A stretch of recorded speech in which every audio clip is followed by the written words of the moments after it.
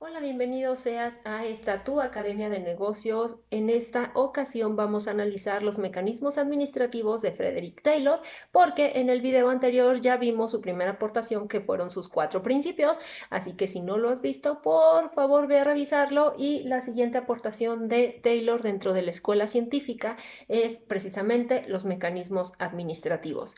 Así que si estás listo, vamos a comenzar. Vas pausando, perdón, el video para que vayas anotando y déjame saber en comentarios si te quedó suficientemente claro o si tienes alguna duda para responderte como debe ser, ¿ok?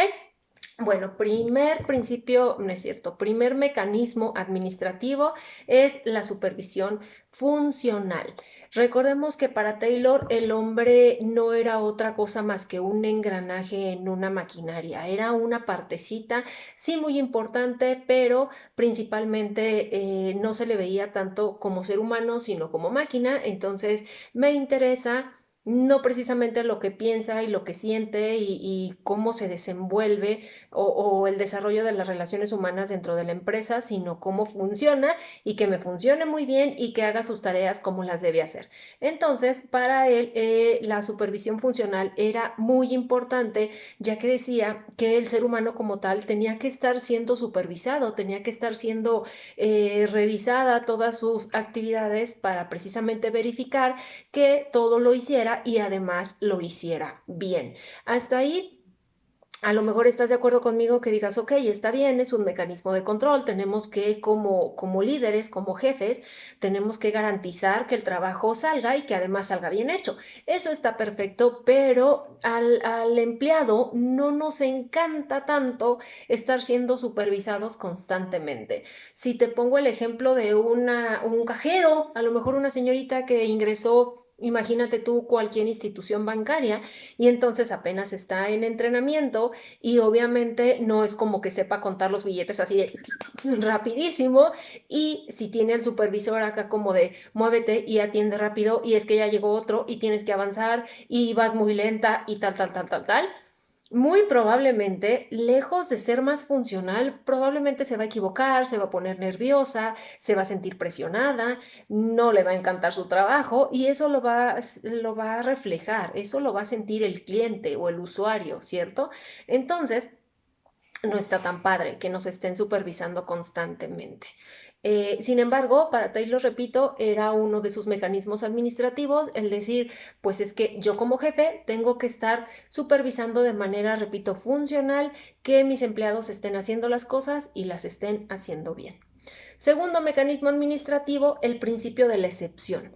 El principio de la excepción quiere decir que la alta gerencia se tiene que dedicar justo a hacer su trabajo, justo a desarrollar las estratégicas, a ver cuáles son las tácticas, a hablar con su personal, a hacer todo lo que tenga que hacer y las tareas meramente manuales, pues dejárselos precisamente a los operativos, a los niveles más bajos de la empresa. Eso quiere decir el principio de la excepción. Es como que yo estoy en el nivel más alto, me dedico a lo mío, repito, elaboro las estrategias, bajo las tácticas, superviso, a lo mejor busco más mercado, etcétera, etcétera, pero mis operarios están haciendo lo suyo y cada uno, precisamente con esta división del trabajo, cada uno a lo suyo, todos felices y contentos. Tercer mecanismo administrativo, tarjetas de instrucción. ¿Alguien se acuerda? A lo mejor en la secundaria vimos las fichas estas de estudio que no eran otra cosa más que a lo mejor así, la mitad, ¿no? De un cuaderno. Y eran estas fichas así blanquitas, muy pipiris nice. Entonces, Taylor usaba este tipo de tarjetas para poner las instrucciones muy peladitas y en la boca, muy el ABC de lo que cada quien tenía que hacer.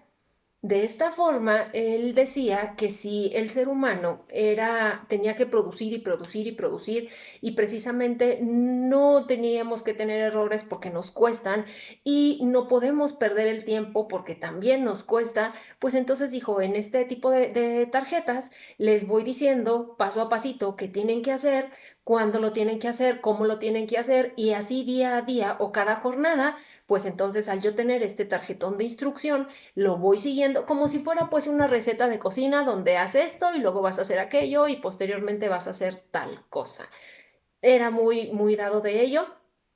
Y con base en estas tarjetas de instrucción, él podía tener como los datos precisos de cuánto había fabricado cada trabajador, cuántas horas habían trabajado, si había tenido descansos, si tuvo permisos, si fue más productivo, si a lo mejor se la pasó perdiendo el tiempo porque salió al sanitario, porque tuvo que ir por tal material, porque tal situación. Entonces le permitían estas tarjetas de instrucción, uno, menos errores, dos, que el empleado estuviera más enfocado en lo que tiene que hacer y le quedara suficientemente claro qué tiene que hacer. Y tres, pues para él era justo también un mecanismo de control. El siguiente mecanismo es la estandarización. Si ya cada empleado sabe lo que tiene que hacer y cuándo lo tiene que hacer, es más fácil que lo haga de manera eficaz y eficiente. Entonces, si él estandarizaba todos los procesos, era más fácil también supervisar, era más fácil también pagar y era más fácil tener todo bajo control. Si tú tienes a tu cargo 2 personas, 5, 10, no es lo mismo tener una empresa micro o pequeña o mediana que un gran corporativo donde a lo mejor tienes 20,000 personas a tu cargo. Entonces va a ser más difícil el control y toda esta cuestión. Entonces, para él la estandarización era muy importante en este sentido. Imagínate tú que vamos a fabricar ropa, pues entonces decía, vamos a estandarizar las tareas, vamos a clasificarlas y de este lado pues se toman medidas y luego acá pasa el corte y luego acá se van a coser y luego acá se le ponen los accesorios y luego acá se van a empacar, etcétera, etcétera. Incluso aquí les va como algún dicho sea como comercial, dicho sea de paso, como un tip, digamos, que se da mucho en el departamento de producción. Por ejemplo, quien toma las medidas, pues está vestido de negro y entonces los que cortan la tela, pues están vestidos de blanco y el que cose está de verde y el que le pone los accesorios está de azul. Entonces, aquí yo como supervisor, esta supervisión funcional, es como que de pronto veo a una ficha azul junto a los blancos, pues ¿qué está haciendo? Probablemente fue por algún material, algo lo motivó, ¿no? A ir a este departamento, a esta función, pues hasta ahí está muy bien. Pero si ya pasa muchísimo tiempo ahí, algo no está bien, probablemente está perdiendo el tiempo, probablemente no le quedó suficientemente claro su instrucción o simple y sencillamente no depende de ese departamento, no encaja en ese departamento, ¿ok? Así que estandariza tareas y todo se vuelve más fácil. Y el último mecanismo administrativo son las rutas y costos de producción. Siguiendo este ejemplo, donde tomo las medidas y luego corto y luego coso y luego pongo accesorios y luego empaco, estás de acuerdo que todo es un proceso. Yo no puedo empacar lo que no está listo para ser vendido. Yo no puedo tomar las medidas si no tengo precisamente a quién le voy a tomar las medidas. No puedo coser lo que no está cortado. Entonces, si yo tengo ya justo una ruta y no nada más trazada en mi mente o trazada así en planito, sino que esto se lleve a la realidad y que yo tenga precisamente mi equipo de trabajo con esta ruta de producción, que tenga mi espacio de trabajo respetando esta ruta para evitar errores, para evitar accidentes del departamento de producción, para cuidar a mi gente, aunque cabe mencionar que Taylor no precisamente lo hacía por eso, pero era mucho más fácil, más rápido, mejor de controlar y sobre todo eh, eso, más productivo.